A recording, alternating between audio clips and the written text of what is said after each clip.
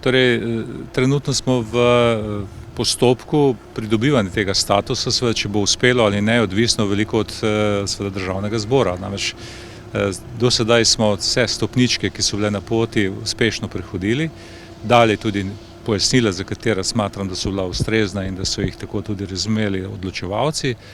Seveda najbolj pomemben korak na tej poti je bila odločitev odbora za notranje zadeve, ki je pravzaprav matični odbor.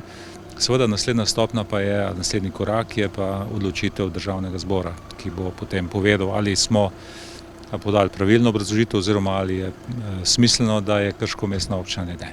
Kaj bi Krško dobilo s tem, če bi postala mestna občina? Torej, kot prvo bi seveda dobili v Posavju mestno občino, kar bi bilo zelo pomembno, predvsem iz stališča regionalizacije, se pravi, če bo prišlo dejansko do ustanovitve regij, jaz mislim, da slej ko prej bo do tega moglo ali pa moralo priti, bi potem seveda s tem, da bi imeli eno mestno občino v Posavju, imeli boljše pogoje za pridobitev pokrajine. Nekako so tudi ti, ki so razmišljali oziroma gradili to strukturo pokrajin v Sloveniji, predlagali nekako, da bi se pokrajine gradile okrog mestnih občin. Posavje seveda mestne občine nima in s tem, ko bi jo imeli, bi seveda tudi ta pogoj izpolnili.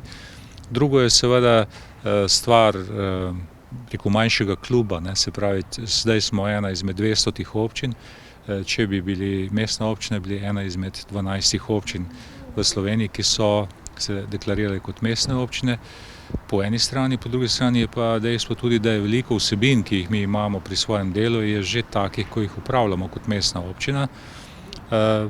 In bi s tem, ko bili nekako včlani v klub mestnih občin, lahko pridobili več informacij, izkušenj, izmenjav izkušenj z torej občin s podobnimi problemi, kar bi bilo seveda za nadaljnji razvoj Krškega kot občine bistvenega pomena. No, vsekakor so določeni razpisi prilagojeni samo mestnim občinam, če se spomnimo samo zadnjega, ki se je nanašal na gradnjo bazenov.